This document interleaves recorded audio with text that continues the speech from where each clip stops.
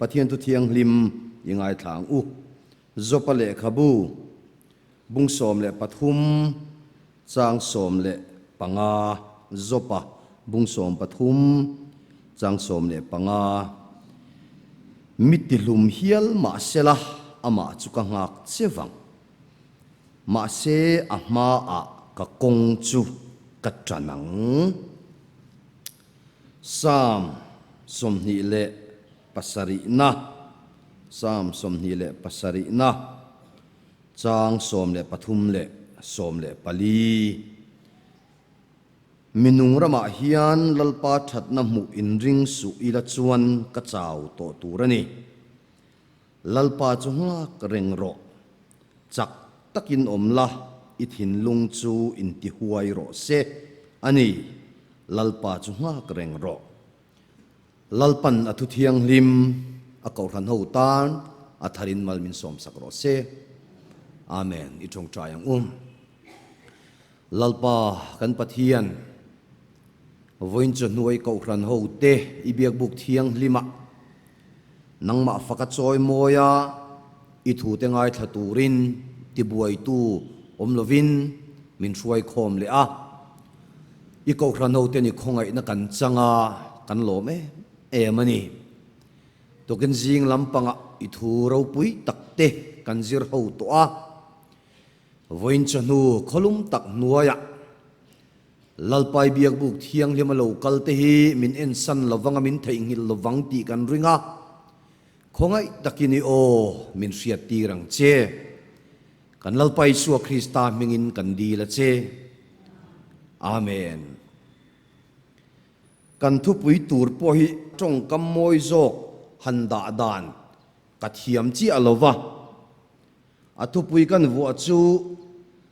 pathian angoi renga kan riat lai hian ti khani laklo de ani a pathian angoi renga kan riat lai hian ti kha thu pui tur ani don ani bible hi kan en hian miro pui tak te nu na po hian pathian hi angoi tlat anga alan chang hi alo tam em maya ta chuan zirtur ama nung zui tu tele ring tu te hi min lo nu chia thin alo ni reng mayani pakhat na chuan kan laka pathian angoi tlat nia kan riat hian kan rin na hi fiaina omani ti hi korano ten kasam tia kan riat ang hian kan bel kadu hle mayani kan rin na hi fiain a omani pathian in min thau thata ani lova pathian a om lo ta ani lova pathian in min kalsan ta ani lova rin na kong kan zo mek na hian kan rin nei fia angai chang om thina wangin kan rin nei fia om changin pathian hi alo ngoi thin alo ni reng mayani zopa chanchin avaya soi angai lo kan ria a anei aran te chunga thil thleng te afa te chunga thil thleng te le ama ngei chunga thil thleng te arap thak em mayani anei ro tam tak ran rual achana afa te achana ama ngei po silfen halei theilovin akelera tanga chip chuak zak thlengin pan chiain aboma a hreom em mayani khalaya khan pathian kha angoi tlat angina lang tlat mayani khati khopa mi fel setna ma a po ka mi fel ati kha maro chu angoi tlat mayani anu pui ngei point pathian chu soi chiala thi to mai ro I tor hi rap thak lu tuk an ti te po khan mei che a tak trong ini trong ani hi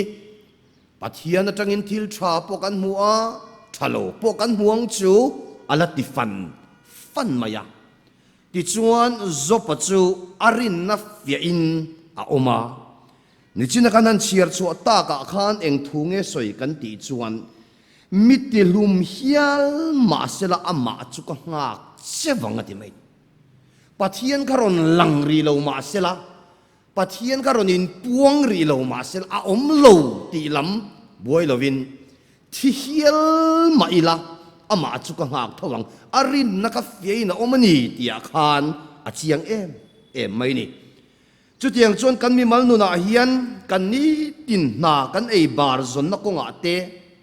kan chung kwa a te kan du lo dan le kan be sei ngai lo thil hi a thleng fo mai thi na ni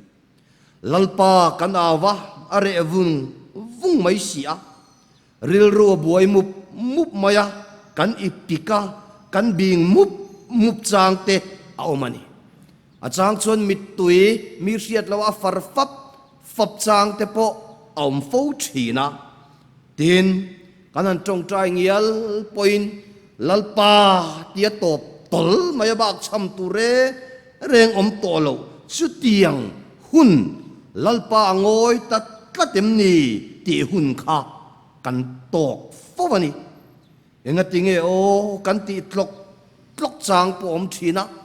enga ti me kan chung koi na tiang hin i big ti tlok chang te po kan nei fo thina ni chunga chuan ko rano ten kan riat reng tul chu chung hun na lo thenga ni point zop ang hian beidong lovila kan rin nei fiai na omani ti sia ila zop ang khan miti hlum hial ma sela ma chu ka ngak don thowani tiangin beidong lovin kan rin na fia na din muna kan kalme kani ti sia in lalpa tan ding het tlat turakanin buat sai apoi mo mani apani na chuan lalpa ngoi tlat anga kan riat lai hian lalpan do theina min zir tir alo ni fo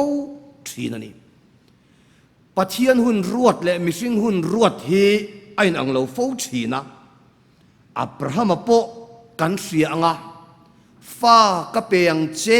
ati nu kum som ni panga a isaka apet safani angoi rei vangania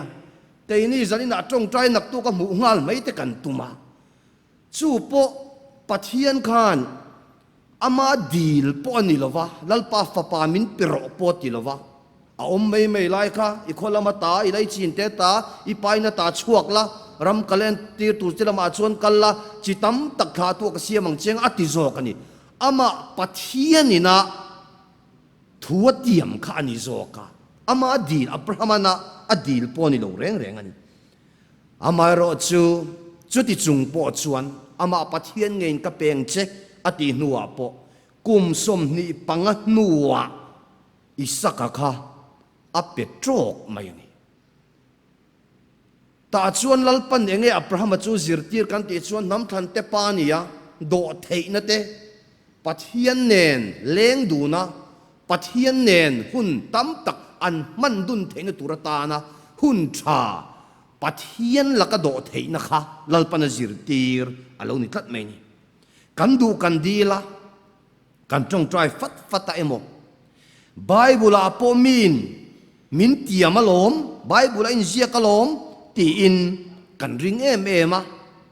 amai ro chu chana kan mu ngal meilo are vung chang kan beidon lek chang te po aum thina tin kan be se anga thlen vut lo wangin chu tiang hun lo thenga di point beidong lova abraham anga kumsom ni panga nuwa po ama dil po ni lo aman ka peng che ati zok angak fan lalpa engtika nge fa chumin pek don engtika nge fa chumin pek don tia voi khat ma zo na azo non le lova do theina nun azir tirang khan keini po lalpa kan laka ngoi reng anga kan riat lai hian lalpa chuan min murenga lalpa chuan min thireng zirtir du min na ya do theina min lo zirtir fo zo aloni sam somni le pasari chang som le pathum chin kan chiar ta ka khan minung rawa hian lalpa thatna mu in ring su ila chuan ka chaw to turani an lo ti ve nge yani ma se lalpa chu ngak reng ro chu beidong mai su kan la ka ngoi ri awang hian beidong mai su lalpa chu ngak reng ro chak takin omla i thin lung chu in ti huai ro se ani lalpa chu ngak reng ro alo tiang khan lalpan do thei na min lo zir ti thin alo ni adot le a chuan pathian kan nu na angoi reng anga kan riat lai hian kharaw kan than thei na turin lalpa hi alo ngoi fo alo ni lal davida chu kan ria riak thi ani nuwa lal alani meilo lal alani meilo ti chu soilo lal so la kan tha tumin a cham chi maya ram ngoya ava kawa kani lal riak thiani to ma se ram ngoya pu ka te enge chan kan ti chuan kha davida khan zirtur tam takha alola ne yani nakina chuan lal ani dona tin a chevela lal te ne na in kung kai na tha an nei theina turatan te lal sol hlawa atlan chiat laya chung ho thazar hnuaya wa tombo chang te po a oma changin pu ka te ariaka chu tiang chon awa ka wa ka chumi a chan chueng dang wang ni loin nakina lal ala ni dona zir tur tam tak triat tur tam tak maso na tur tam tak ala na yan wangin riak thi to ni masela lal ala ni ngal meilo zir tir du alo na iwangin alo ni chuwang chon tharau ram kanjin konga hian keima ni fight chua tur tam tak po hi aum vian chandam na chuan kan ti tel lo pathian khongai na wanga chandam na chang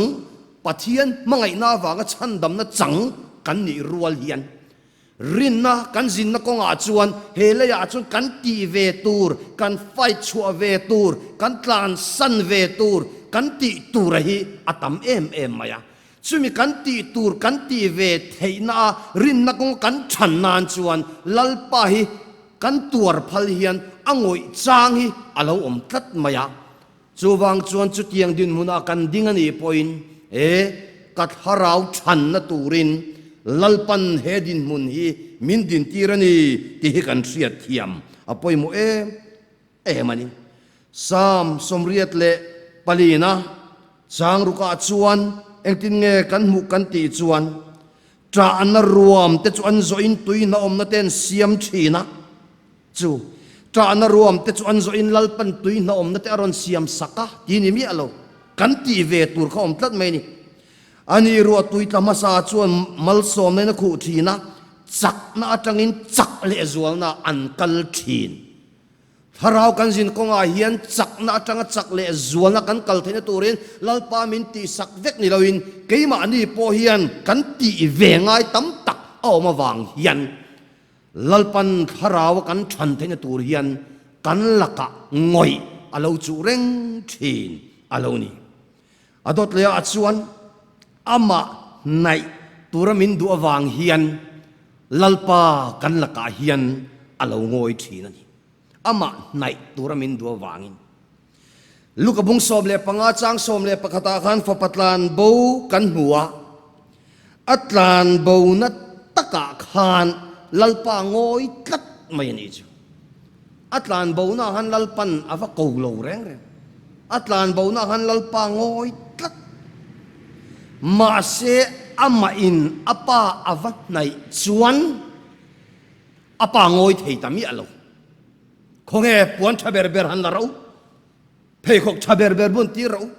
zung bun moi ber ber han bun ti ro ma se apa ahlat lai ka chuan apa angoi tlata ama in apa avat nai ero chuan apa angoi thei lo kan rin na konga lalpa angoi tlat chang hi chuan keima ani hian lalpa kan lo lat thin hi ani du khop maya kan pathian tu chuan zakop le ka thona khan pathian nai ro ti chuan ani na nayang cheu ati a pathian keima ani zo ki kan nai chuan aman min nayanga keima ani hian angoi lo alo ni a keima ani a kanuna va khoro em tun lai chu Paul thar na po ka vadong lo kanin khom ve tluk ringota dan ang ringota hian kom zota tuina thar varon lut lo kan ti ani chuan kanin en fia pathian kan lo lat le to niang kan lat narama hian o kan thre thei lo waniang keima ni zo khian van naila ti chuan pathian o poi tharawa tui na thar kan lo mu thei don alo ni a ama kan nai na turin lalpa lo ngoi thin alo ni adot le a chuan thil ro pui takatan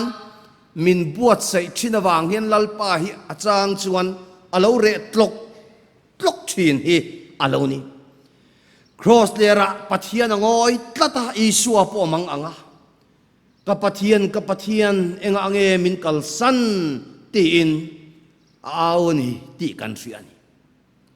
pathian om talo ti na ni lo pathian chatuan rem ruat vek ani pathian om re ma se ngoi tlat enga ange kapathian min kalsan ti kopina fapa out tlat ma se lalpa eng vai nge ngoi kan ti chuan khovel mi hring zong te ta na thil ro pui tak chandam na min siam sak na turin lalpa angoi ani ti sual kanai karasilo kain khoma kalam ka thul lo ka tong trai po ka thul lo thayang tok chuan lalpa tan kain pevein ka ria rong bol na chan vo ka chel chung changa te po khongai rong bol na ni ti hriain man lo chung le tul tak poin rong bol na ka ngai poi mo wangin thei pa to in ka ti ve ni in ka in hriat line ma se tharawa hian pathian ngoi tlat thei chutiang hun kan thlenga ni poin lalpan chu ai sang a tharawa ada don chia nangma kal tlangin thil ro pui tak ti atuma chuwang chuan lalpa ilaka angoi riani ti hi i hriat apoi mo ome adot lea chuan lalpa kan laka angoi tlat anga alan chang hian mak deuh chu min mangai iwang ani tlat mai min mangai iwang min mangai te chuan ni tin zan tin min pol mai om in pol nung tak na ireng mai om ke ma ni angoi om lo tak kan ti mai thei ani lali suwa khovela len line lazara adam lo thu anon fil tlat mai ani ti chuan luk zohan abung som le pakhat changa atanga kan mu chu engtin nge bible na zia isuan marthi le alai zon nu le lazara amangaya anti te te ani i mangai lazara ka adam lo ve antia ti chuan ani chuan marthi le alai zon le annu tapa lazara chu amangaya avatlan tangala antimi alo a om na nga ya chuan ni ala chama ti tlat me a mangai te chuan bakleng atlana lazara khathi man lo wati dam mai om khania ma se a mangaya ni ala cham ni ala ngoi tlat kan fasual tante kan tusual tante kan pasal a kan fa pathian ngai sak reng lo tante thei to pin kan tong trai thin chana reng kan hulo ten kan thre thin tero thei to pin tong trai bei pui kan thaka thei to pin sual bei pui non thaka bati ve mai tur ten anon nung fo thin ta chuan mi tam tak chu kan mang ang thin ma se kau nau teo voinia kan tong trai na khalang ngal mai lo ma se la lalpa re wang